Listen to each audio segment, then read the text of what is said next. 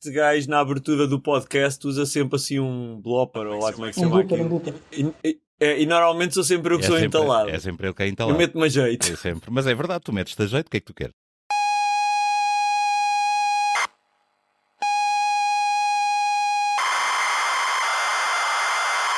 Bem-vindos ao G-Spectrum Podcast, um podcast sobre o nosso primeiro computador. O meu nome é Nuno. Eu sou o João Diogo. Eu sou o Ricardo Ribeiro. E neste episódio estamos a falar sobre uma grande notícia que aconteceu no dia 8, primeira conferência nacional ZX Spectrum em Portugal. Não me vou alongar mais, vou deixar que o Ricardo e o João falem um bocado. Ricardo, de Galgo Filmes, explica-nos um bocado como é que esta coisa aconteceu e o que é que nós estamos aqui a falar. Olá Nuno, obrigado pelo convite antes de mais. Ricardo. Olá João, novamente. Nos temos encontrado bastantes vezes nos últimos meses. A ideia, essencialmente, nasceu com esta sensação que nós temos de nostalgia e uma ligação que temos, principalmente o pessoal aqui na idade dos 40, com uma máquina fantástica que é o ZX Spectrum. E começámos aqui a idealizar fazer um programa. Entramos em contacto com o João Diogo, que é um conhecido do Pedro Marcos, que é o meu sócio na Galgo Filmes. Um abraço para o Pedro também, que nos há de estar a ouvir. E depois de conhecermos este mundo muito caricato e o João Diogo, que tem um conhecimento fantástico e é um poço sem fundo quase de conhecimento nesta área, acabámos por criar aqui um laço tanto com o João como com a própria Timex e com toda a história que está por trás da Timex e do ZX Spectrum. E chegou a uma altura, depois de começarmos a conhecer e a recolher a informação, que era quase impossível não partirmos para a produção e para a pré-produção destas peças audiovisuais, porque realmente descobrimos bastantes coisas e muita coisa que nós nem fazíamos ideia, tal como a questão dos relógios Timex serem feitos aqui em Portugal. Até um desafio que posso lançar aos nossos ouvintes: se tiverem algum relógio Timex em casa, deem-lhe a volta e vejam se diz Made in Portugal ou não. Por acaso foi uma das vezes que ficámos bastante surpreendidos com isso. Mas assim, de forma muito objetiva, foi assim que nasceu a ideia de fazermos o documentário. E agora estamos aqui a tocar nesse assunto. Documentário? João, mas que documentário é esse? Eu se calhar posso dar outra visão, a visão de quem foi contactado e do que é que eu me recordo disto. Os nossos contactos já vêm de algum tempo. Eu não tenho uma bucket list, mas obviamente, como toda a gente, tenho os meus sonhos, coisas que eu gostava de fazer. E na lista sempre esteve, desde que o museu começou a ganhar alguma visibilidade, sempre esteve a ideia de fazer alguma coisa na área do audiovisual. Tudo o que é cinema e televisão fascina-me. Acho que a televisão permite-nos sonhar também e transpor-nos para realidades alternativas e tudo isso. Aqui estamos a falar de uma coisa diferente, estamos a falar de peças documentais, mas eu acho que é fascinante todo este mundo. E a certa altura parece-me, aliás, houve uma pessoa, minha amiga, que perguntou se podia dar o meu contacto ao Pedro, ao sócio do Ricardo, e claro, obviamente que sim. E começámos a falar. O Pedro tem uma relação com Cantanhede, indiretamente, veio cá visitar, conhecemos, começámos a falar.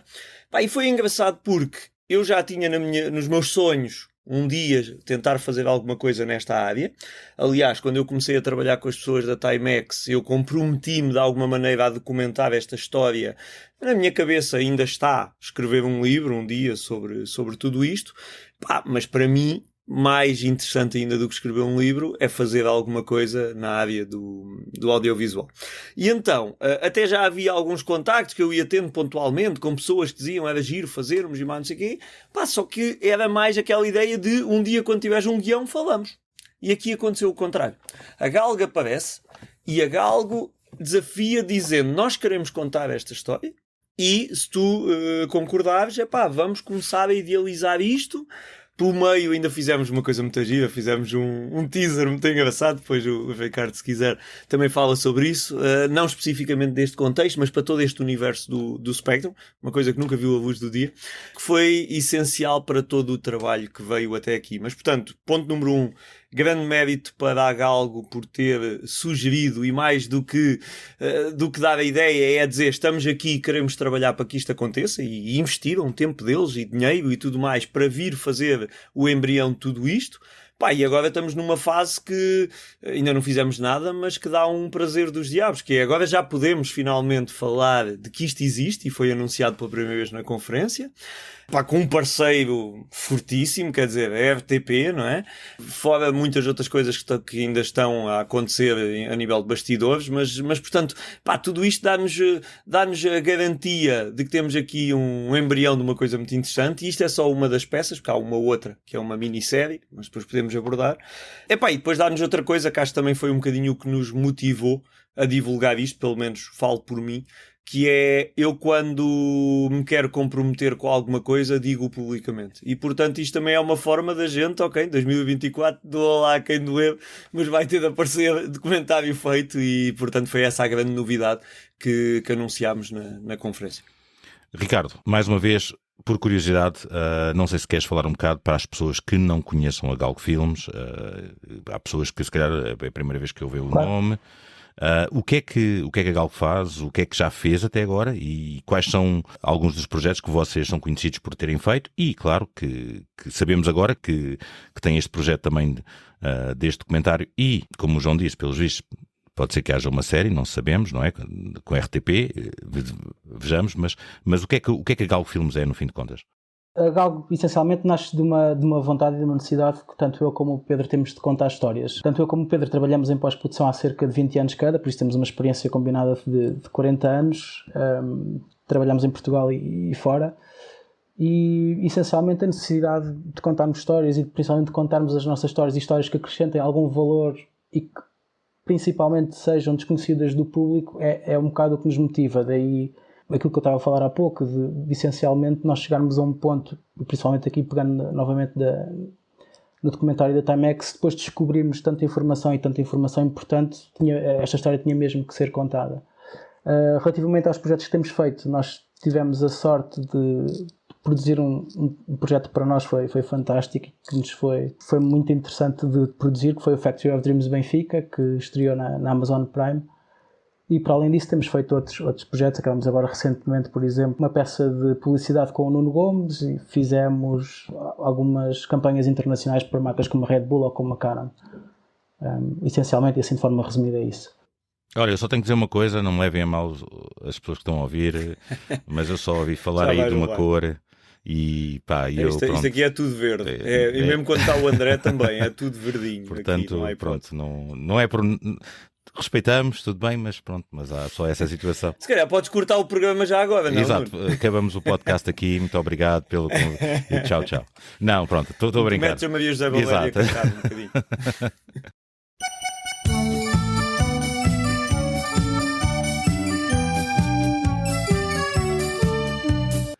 Não, mas a questão é esta, é muito interessante isso e acho que tu tocaste num ponto muito importante, que foi uma das coisas também que quando eu conheci o João e quando conheci o museu e tudo, e que eu não tinha ideia do importante que foi a Timex, não só para o espectro, mas também em Portugal, porque como tu falaste, temos relógios da Timex que eu lembro-me, era miúdo, ter um relógio da Timex era uma coisa, considerávamos uma boa marca. Não é? E de perceber que sim, que era feito em Portugal e que tivemos uma fábrica enorme e lá está, e o João e mais pessoas também que estão ligadas ao museu, mas que têm documentado tudo isso e têm descoberto muito da história sobre isso.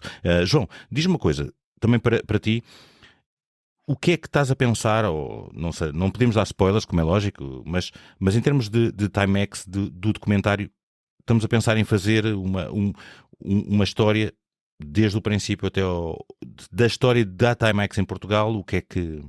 Bem, primeiro, os conteúdos, a liberdade editorial é toda da Galgo, ou seja, obviamente o museu é um parceiro aqui completamente estratégico, é óbvio que estamos a trabalhar todos em conjunto, mas não é o documentário do João, nem é o documentário do museu sequer.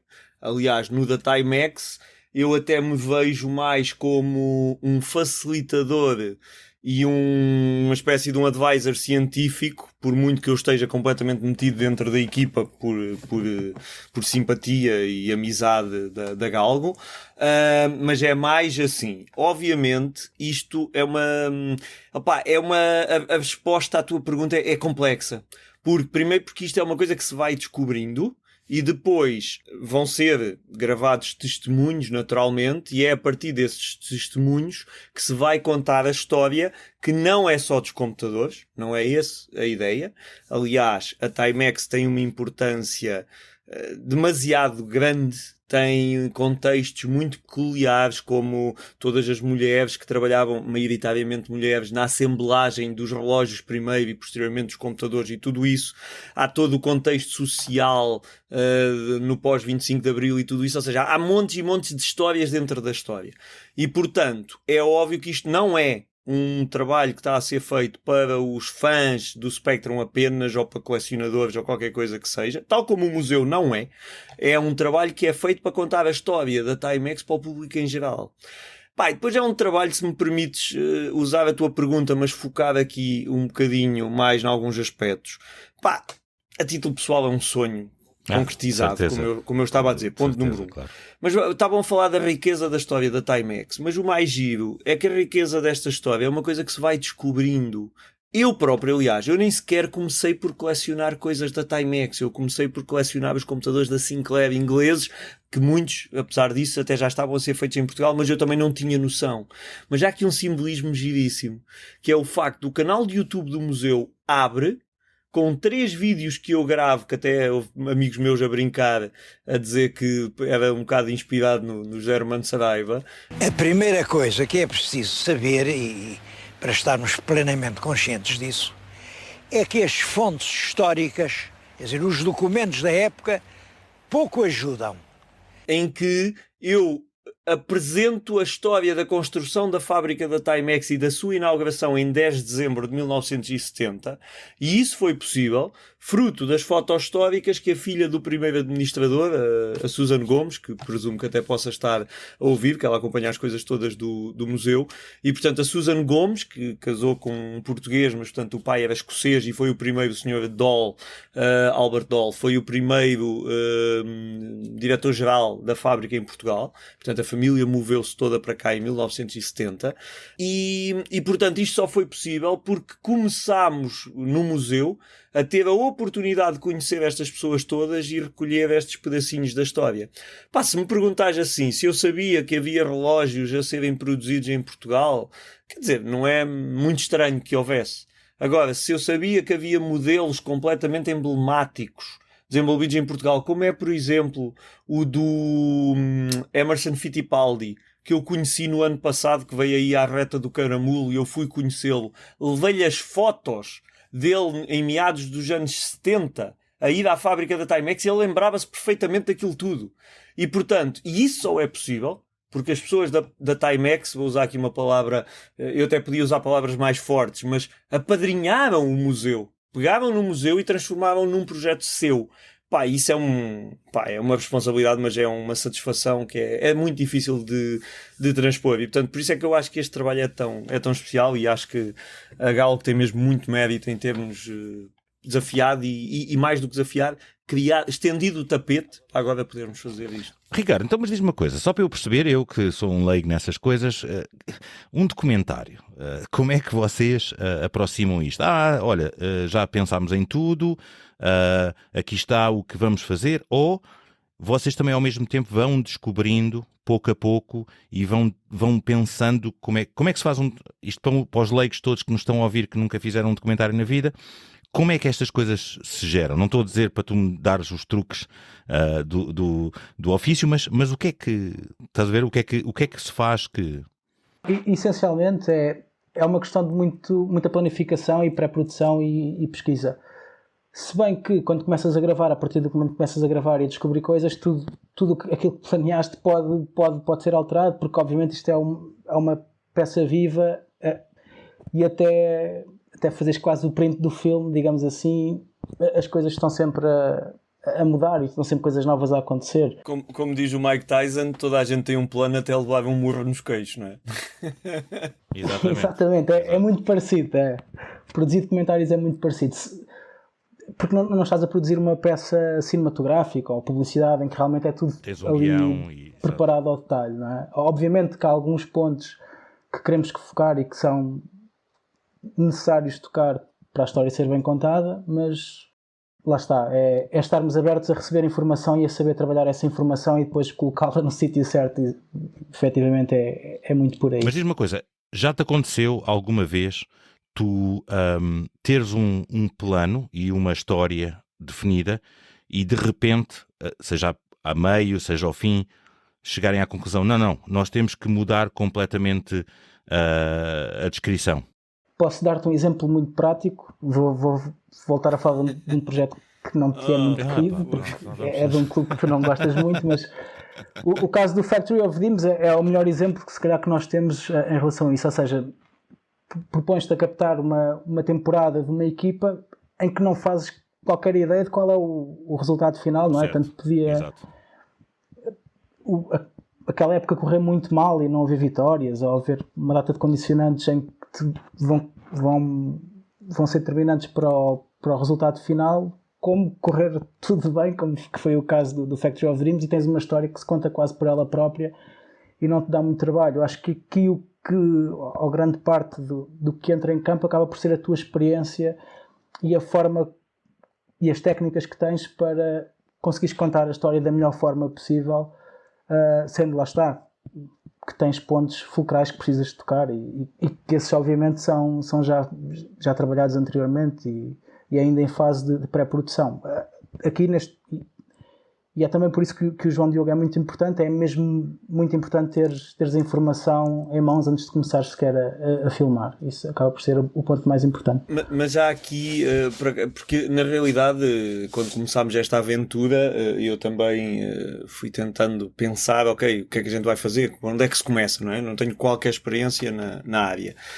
E é muito difícil, porque a história da Timex é gigante e está constantemente, estão constantemente a surgir mais coisas. Não é porque estejam a acontecer coisas no dia a dia, mas sim porque a gente analisa mais um documento ou uma coisa qualquer. Eu, fazendo aqui um cross-selling, que não é para vender nada, mas fazendo aqui um cross-selling, saiu recentemente o segundo episódio do Timex Connection, que é o programa que eu estou a fazer com o David Anderson nos Estados Unidos, em que nós estamos a analisar documentação histórica que nós tivemos acesso no museu. E estávamos a analisar uma carta que tem um valor estrondoso, que está escarrapachado que os planos da Timex para um determinado computador, que era o 1500, que é um antecessor do Spectrum, eram uns, da Timex USA eram uns, mas a equipa de Portugal aparece nos Estados Unidos com um computador com outro formato, com não sei o quê, com um teclado diferente e não sei o quê, e eles acabam por gostar da ideia. E é assim que nasce um computador que chegou aos nossos dias com um determinado look and feel que a gente até podia pensar, não, isto começou a ser idealizado nos Estados Unidos, portanto foram eles que idealizaram e obviamente foram eles que começaram o projeto, mas esse ponto em concreto, temos um documento escrito pelo diretor nos Estados Unidos a dizer que isto veio da equipa de Portugal. E foi, estás a ver, uma coisa que eu tinha o documento ali, já tinha passado os olhos, mas não tinha percebido bem o alcance daquilo.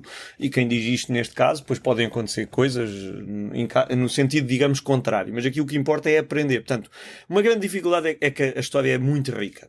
Depois, por outro lado, eu obviamente entusiasmo com isso, porque, por um lado, ok, no museu a minha visão é pública em geral e tudo mais, mas eu não deixo de ser uma pessoa que é um apaixonado pelo Spectrum, pela Timex, por estas coisas, e portanto é óbvio que quando apanhar algum amigo com quem estar a falar isto também gosta do tema, é óbvio que falo como colecionador. E isso é um problema. Aqui é um problema.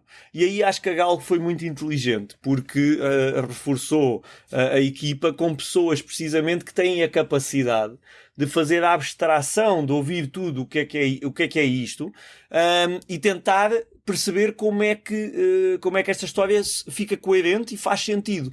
Sabendo que estamos a falar de um documentário de 60, 70 minutos que sejam. É impossível contar esta história com o nível que cada uma pessoa vai querer. É óbvio que nos vão acusar que está incompleta, claro, vai haver pessoas, sim. Há uma coisa que eu me preocupo enquanto museu, e a Galgo sabe disso, que é a história pode não ser exaustiva porque não é possível, deve também deixar uns pozinhos, na minha modesta opinião, uns pozinhos das várias coisas que aconteceram na Timex, até para abrir portas para trabalho futuro. Por exemplo, se a gente quisesse fazer, não estou a dizer que há interesse para isso do público, mas se a gente quisesse fazer um documentário sobre o trabalho da Timex para a Ugin Suida, que era uma produtora de caixas registadoras sueca, que no final dos anos 80 foi para quem a Timex realmente trabalhou, pá, nós tínhamos materiais suficientes para fazer isso. 2 ou 3 documentários. Mas não é isso que estamos aqui a falar. Agora, tem de haver, portanto, um bocadinho, um cheirinho de tudo para mostrar quão grande era a operação e para também semear, na minha opinião, algumas coisas que no futuro possamos capitalizar. E a minha preocupação enquanto museu é garantir que, principalmente na parte dos computadores, mas não só, pá, que a história honra naturalmente toda a riqueza do trabalho da Timex, mas isso todos nós estamos nisso por esse motivo, e que pode não estar completa, mas não tem incoerências, por exemplo. Isso é uma coisa que me preocupa, porque das pessoas na equipa acaba por ser o museu e os entrevistados quem mais vão poder falar sobre isso. E agora tocaste numa coisa que eu queria perguntar também, queria perguntar ao Ricardo principalmente isto. Vocês fazem documentários. Não têm o pânico de, num documentário, lançarem uma informação e que não é a correta? Estás a ver o que é que eu quero dizer? Que fizeram o vosso trabalho exaustivo de investigação e tudo, mas que, como o João disse, que acontecem coisas que de repente vem-se a descobrir que não era assim. Há sempre esse pânico quando se lança um projeto de que, ou acham que vocês também nisso trabalham afincadamente e a 100% para evitar que essas coisas aconteçam? Corres sempre um risco, obviamente, não é? Mas lá está, há uma regra no jornalismo que é bastante simples no que toca a recolher informação e a fontes. É confirmar sempre a mesma informação de 3 fontes diferentes, não é? Neste caso, eu acho que temos uma vantagem enorme, que é teres o João Diogo connosco, como tinha dito no início da nossa conversa, que é um poço quase sem fundo de informação e que tem, principalmente quanto a este tema, e que tem acesso a muita documentação. E para além disso, temos também várias pessoas da Timex connosco que podem validar a maior parte dessa informação. Por isso, eu diria que neste caso específico, acho que o risco é mínimo. Mas acho que o João quer dizer qualquer coisa relativamente a isto. Sim, viver é um risco, como nós sabemos, não é? E eu tenho este problema no museu. Eu hoje sou capaz de estar aqui a falar sobre um determinado tema, focarmos num determinado aspecto e eu dizer, o que se sabe é isto, ou o que eu sei é isto, com base em A, B, C e D. Eu sou muito transparente sempre nisso. É óbvio que nós aprendemos, surge um novo documento, surge um novo pormenor, surge um novo testemunho. É preciso também, e atenção, não me interpretem mal, mas é preciso também ter espírito crítico nos testemunhos. Eu posso dar um exemplo concreto, já falei dele publicamente, que aconteceu com o Luís Bandeira, que foi um dos primeiros colaboradores da Timex para a parte dos computadores, em que numa entrevista, eu tenho 6 horas de entrevista com o Luís Bandeira, quando o conheci, em que ele me contou a história toda, e a certa altura ele dizia-me, mas nós também fizemos um lote de drives disquetes para um computador, eu acho que era o Atari, e eu, aquilo começou-me a dar um nó seco, eu disse, se fosse um Atari, toda a gente sabia disto, é impossível. E continuámos a falar, e eu, Luís, não pode ser Atari, não sei o quê, era um computador cor de laranja e preto, e eu comecei a pensar, pera lá, não é Atari, é Atmos, que é um computador de uma marca chamada Oric, que teve muito sucesso em França, blá blá blá. Resumo da história. Gastei uma pipa de massa, mas consegui comprar as drives disquetes que a Timex fez e diz lá, fabriquei para a TMX Portugal, porque aquilo era vendido em França, e portanto consegui confirmar isto. Portanto, o que é que eu quero dizer? É óbvio que há um testemunho, e às vezes surgem pormenores que tu sabes podem estar incorretos em muitas coisas. Nem estou a falar especificamente da Timex, estou-me a lembrar de outro caso em que alguém me dizia que tinha feito uma coisa em Portugal que eu sabia que era impossível porque o objeto em questão só foi desenvolvido 3 anos depois. Portanto, tudo isso tu tens de ter espírito crítico. E perceber que as pessoas estão a dar o seu testemunho com a melhor das intenções e apelando à sua memória, sabendo que, e não esqueçamos isto, estamos a falar de coisas que se passaram há 40 anos, e isto era o trabalho das pessoas, não era a paixão, podia ser o trabalho mais apaixonante, mas não é a maneira como o colecionador ou o fã olha para isso 40 anos depois. É que às vezes eu tinha amigos que me diziam assim: vais falar com pessoas da Timex? Pergunta-lhes, vou inventar, pergunta-lhes porque é que mudaram a cor dos condensadores, não sei o quê. Esquece, isso é impossível. Ninguém se lembra de nada disso, meu. Compravam milhões, esquece. Estás a ver? Portanto, tudo isso é preciso ter consciência disto tudo. Depois de ter consciência disto tudo, então é muito simples. Tu hoje sabes uma coisa e obviamente vais tentar verificá-la ao máximo e vais transmiti-la da melhor maneira que seja possível e ouvir o que é que as pessoas têm a dizer, porque isto é um documentário. Vão ser testemunhos de pessoas que estiveram lá. Não vai ser o Diogo a falar. Vai ser testemunhos das pessoas. O Diogo a falar pode entrar na outra minissérie, depois podemos falar um bocadinho sobre isso se quiserem. O Diogo a falar é uma minissérie de 25 episódios. No mínimo. No mínimo. Mas cada um com 3 horas. E isto falar na terceira pessoa, tipo o Jardel, exato, é engraçado. É bonito. Pronto, é isso mesmo. Mas pronto, isto para dizer o quê? É óbvio que só não falha quem não faz. É óbvio que pode haver enganos. Agora, estamos nisto para honrar o nome da Timex como nunca ninguém fez. E, portanto, a partir daí eu durmo descansado porque, no que depender de nós, vai ser um trabalho perfeito. Se houver enganos, espero que a RTP nos dê uma oportunidade de fazer um segundo documentário, um terceiro, e a gente vai corrigindo o que for necessário. Mas nada, e se a RTP precisar de voice-offs, coisas assim, ou a Galgo... Nuno, a gente anda a preparar o nosso caminho para ir para Hollywood, não é? Mas nada, eu já desde o Gótico estou a dizer, Oscars, já sabem, não é? Pronto. Eu acho que para o ano eles vão buscar coisas que eu ouvi dizer, eu acho que sim que vão. Mas pronto. Mas é assim, eu acho que é um projeto muito interessante. Estou muito ansioso de chegar a 2024 e poder ver o resultado final. Vocês vão começar a trabalhar por curiosidade, lá está. Isto começa-se, quando se faz um documentário assim, vocês começam 6 meses antes, 1 mês antes, 1 ano antes. Como é que isso funciona em termos de lá está, para o pessoal que não percebe, como eu, leigo em termos de fazer filmes e coisas assim, porque acho que há muita gente que não tem a noção do tempo que demora para já a gravar e depois a editar.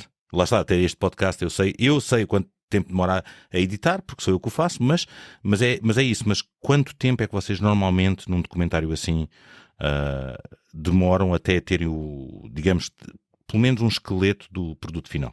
Essencialmente este projeto nós começámos quando gravámos o primeiro dia com o João, e até antes disso não consigo precisar agora, mas se calhar foi há 6 meses, quase 1 ano, mais. Há um ano. Foi uma vez que eu fui a Lisboa, andei a subir escadas com um Neptune na mão para o teaser, lembras? Mas acho que ainda gravámos em Cantanhede antes disso, ou não? Depois vieram para Cantanhede um dia inteiro. Exato. Tive um dia inteiro a falar convosco para fazermos um teaser. Um dia a gente liberta esse teaser daqui a muito tempo. É importante pôr esse ponto, acho eu, que isto não foi... 2 anos exatamente, isto não é uma coisa que começou ontem. Sim, não é a tempo inteiro, obviamente, mas claro que há, e principalmente no processo de pré-produção existe muito tempo. Obviamente, depois estás a falar de filmagens, se calhar são 3, 4 meses, e depois pós-produção, depende aqui da duração, mas seguramente vão ser mais 2, 3 meses em pós-produção. Por isso é um processo sempre demorado, não é? Mas, e principalmente a fase de aquisição de informação e pré-produção. Essa é sempre a fase em que... Porque obviamente lá está, como referias na pergunta anterior e como o João referia, nós queremos honrar as pessoas que trabalharam na Timex, queremos honrar a marca e não nos podemos dar ao luxo de transmitir informação errada ou de não ter um produto que seja o melhor que ele consiga ser, não é? E é esse também o nosso compromisso ao entrarmos nisto e também dar aqui uma palavra de apreço à RTP, que acabou por nos ajudar e permitir a produção deste documentário, e obviamente queremos que seja para todos os parceiros um documentário excepcional. E só para perceber uma coisa, vocês alguma vez é difícil cair no erro entre aspas, mas cair na situação de que nunca está perfeito para ser lançado? Que há sempre mais alguma coisinha a ser... E eu falo como content creator também, que eu sei o difícil que é, porque se tu vais ser crítico demais, nunca lanças nada, mas há esse risco quando vocês fazem um projeto assim e uma coisa como tu estás a falar, por exemplo, de ser da Timex e querer honrar, de se criticarem demais? Eu acho que aqui o ponto de vista varia conforme provavelmente o realizador que falares ou a pessoa que estiver a criar os conteúdos, seja um realizador, seja um jornalista, o que quer que seja, mas o meu ponto de vista pessoal é que há sempre mais qualquer coisa e um filme nunca está acabado. Acho que já não me recordo se era o Kubrick que dizia isso, que o filme perfeito nunca existe ou nunca está terminado. Se tiveres mais tempo vais sempre acrescentar mais qualquer coisa. Obviamente que isto é uma... Existe sempre a oportunidade de adicionar mais informação, só que a partir de certo momento tens que o largar, seja porque tens um deadline, obviamente, para cumprir, e não podes estender a produção de um filme ou de um documentário durante 2 ou 3 anos, ou 5 ou 10, não é? Mas também porque, por norma, e pelo menos nós sentimos isso, o teu primeiro instinto é o mais acertado, e a partir de certa altura, se começas a alterar muita coisa, corres o erro de começar até a desvirtuar a tua própria ideia, não é? Então, essencialmente, é ter a cabeça no lugar e às vezes até ter alguma distância, por isso é que é importante, se calhar, entre a fase de pré-produção e até a pós-produção, serem outras pessoas a rever o projeto, ou ver. Eu faço isso, por exemplo, com o Pedro. Nós temos, como realizamos os dois e filmamos os dois, temos essa vantagem que, enquanto um, por exemplo, está a editar, o outro consegue rever certa parte do projeto para termos um olhar fresco sempre sobre o que estamos a produzir, que acho que é vital, para não correr esse risco de ficares preso e perdido na tua própria cabeça. Eu acho que o risco aqui é pequeno, por um motivo, porque há compromissos.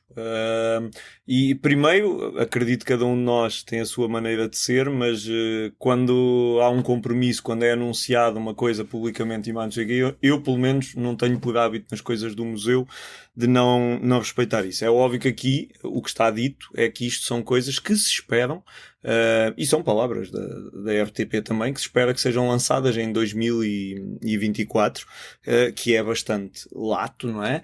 Mas quer dizer, há compromissos aqui assumidos, portanto isto não é uma coisa que não é o trabalho da nossa vida que pode andar aqui 20 anos a ser feito, ponto número 1.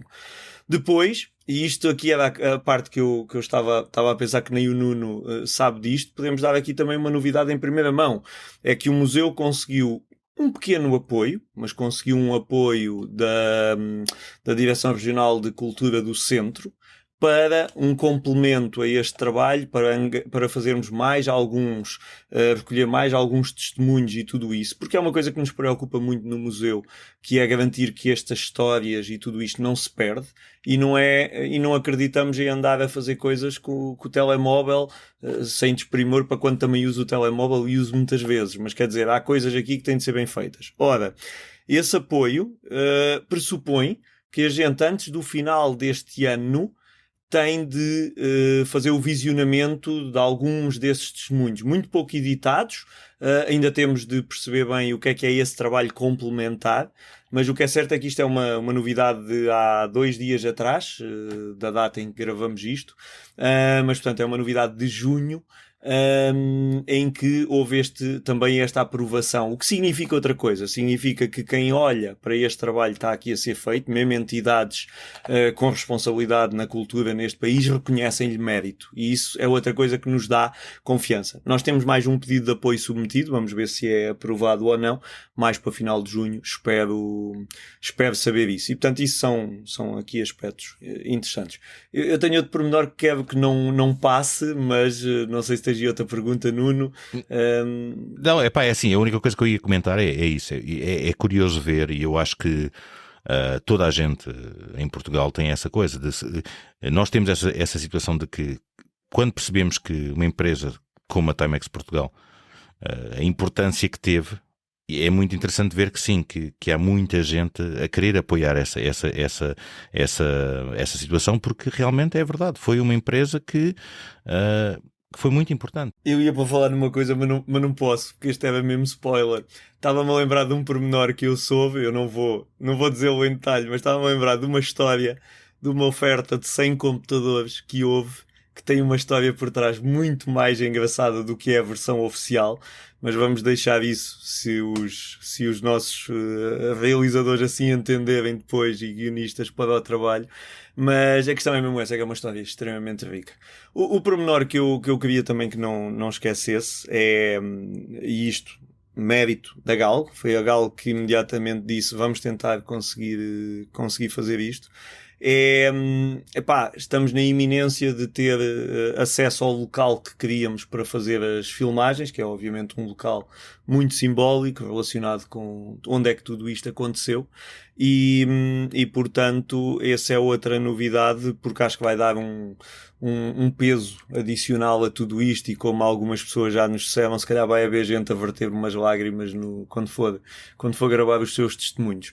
E isto sendo feito com uma empresa que é oficialmente de Almada, porque a Galgo Filmes é de Almada, ainda é mais giro, caraças. E pronto, e portanto são estas aventuras para o documentário. Ricardo, então, mais uma pergunta que era em relação a essa minissérie que vai sair depois do documentário.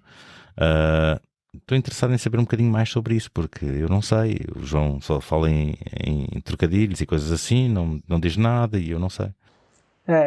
Nós também não podemos revelar muita coisa, porque obviamente depois perdemos aqui alguma parte da informação, mas essencialmente é muito mais focada no Spectrum, que é uma máquina que acho que é muito próxima a todos nós, e acho que toda a gente tem uma nostalgia enorme, principalmente ao ouvir aquele som e a memória de pôr a cassete no gravador e de esperar uns 30 minutos antes de entrar o jogo, ou não. Isso é um mito, não pode ser mais do que 10, meu. Mas o pessoal... Eu ando sempre a dar na cabeça no museu explicar às pessoas. Mas isso acaba por nos dar também, acho eu, à nossa geração, uma capacidade enorme para lidar com problemas e para ter aqui muito mais paciência, mas isso é conversa para outra altura. Mas, essencialmente, sim, esta minissérie é muito mais focada no Spectrum, em toda a história do Spectrum, com uma linha paralela que é o João Diogo, e é aqui a personagem do João Diogo na procura de artigos para completar o seu museu, que é fantástico. Se ainda não foram ao Museu do João Diogo no Cantanhede, por favor, desloquem-se lá no próximo fim de semana, ou próxima segunda-feira, ou quando tiverem férias, porque vale a pena. Então, não se trabalha segunda-feira? Os museus estão fechados. Não trabalha segunda-feira. Terça para a frente. Pronto, tudo bem. Não. Os museus todos fecham à segunda-feira.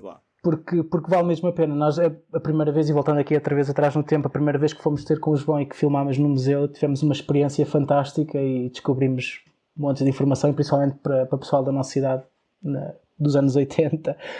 É fantástico realmente descobrir e voltar aqui a ter estas memórias todas em dia. Mas, sim, esta minissérie acaba por ser o João Diogo ser o Indiana Jones dos tempos modernos, que vai à procura de alguns artigos que vão completar aqui o museu. Não é nada, é o próximo Indiana Jones. Agora, o novo Indiana Jones, portanto, não é nada, ou o Harrison Ford ou eu vamos estar a receber um Oscar, no mínimo. Isto está garantido. Mas já viste o que era? Já viste o que é que era? Tu a receberes um Oscar comigo a apresentá-lo? Já viste o que é que era?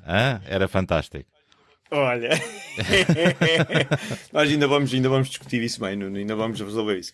Não, aqui pronto, a história do Spectrum é muito maior do que a maioria das pessoas pensava, porque é natural, cada um teve a sua experiência pessoal, é isso que guarda, mas depois quando olhas historicamente para isto, percebes que a história é muito maior. E eu tive essa experiência, por exemplo, com outro trabalho que está para ver a luz do dia, penso que este ano, um documentário inglês que está a ser feito, também vieram filmar ao museu e mais não sei o quê, e em que os ingleses perceberam que afinal o Spectrum não é bem um computador inglês. É um computador que nasce em Inglaterra, mas é um fenómeno mundial, em que empresas como a Timex Portugal, se calhar foi a que mais contribuiu para isso, ou a Timex no seu todo, colocaram computadores destes em várias partes do mundo. Ok? E depois, além de todos os clones não oficiais e tudo isso. E, portanto, é um bocadinho dar a conhecer a história do Spectrum e a sua abrangência, usando o contexto do museu e o enriquecimento da história do museu, o que te abre a possibilidade de abordar pequenos pormenores nacionais, pequenos pormenores internacionais. Portanto, quem segue para quem segue as coisas do museu ativamente, que presta atenção ao que é que vamos fazendo, as entrevistas que fazemos às pessoas na Argentina, no Uruguai, no não sei quê, acaba por ser, se calhar, menos surpresa, porque sabe que o fenómeno é muito maior do que a maioria das pessoas. Mas isto não deixa de ser uma coisa feita para o público em geral, e, portanto, sendo feita para o público em geral, a questão é como transmitir quão grande foi este fenómeno e dar mais alguns apontamentos sobre quem é que contribuiu para isto acontecer, em que partes do mundo, em tudo isso. Portanto, é esse trabalho que a gente vai tentar fazer, mas pronto, ainda estamos. Esse está mais ainda no segredo dos deuses. E pronto, olha, então cá esperamos. Eu fico ansiosamente à espera do próximo documentário da Galgo Filmes, desta vez verde. Só uma. Não sejas assim. Era giro também. O Ricardo é boa pessoa e é simpático. Pronto, tudo bem. Não, mas ficamos muito obrigado. Ricardo, primeiro, muito obrigado pelo tempo dispensado. Fico muito contente muito obrigado pelo convite, Nuno. De estares aqui. Uma coisa que pronto, quando eu comecei este podcast com o João, ou dei a ideia, nunca pensámos que faríamos coisas assim. Nunca faria noção que haveria um documentário sobre a Timex, etc. Muito obrigado. Mais uma vez, se vocês não conhecem a Galgo Filmes, Ricardo, queres dar algum website, etc, informação sobre vocês? Se as pessoas estiverem interessadas em conhecer mais sobre a vossa empresa, etc, onde é que podem os falar? Sim, basta ir ao nosso site, galgofilmes.com, e tem lá toda a informação. Também estamos nas redes sociais, obviamente. Galgo Filmes é o mesmo, é transversal para todas as redes sociais, é relativamente simples encontrarmos. E, portanto, mais uma vez, Ricardo, João, o André não está cá hoje, mas muito obrigado. Até já, João, e obrigado, Nuno, pelo convite. Um prazer foi meu. Esperamos ver-vos numa estreia daqui a alguns meses. Isso é uma boa ideia. Mas pronto, vejamos se eu tenho disponibilidade, mas em princípio faria. Uma coisa destas marcas viagens, não, estás a brincar? Se tu souberes, se eu souber antes, claro que sim. Todos os 15 dias ou quê? Não vão fazer todos os 15 dias. Não. É um de cada vez. Mais uma vez, todos os que nos ouviram até agora, muito obrigado pela vossa atenção. Se quiserem saber mais sobre o nosso podcast, zxpecnopodcast.com é o website e pronto. E fiquem bem. Um grande abraço a toda a gente.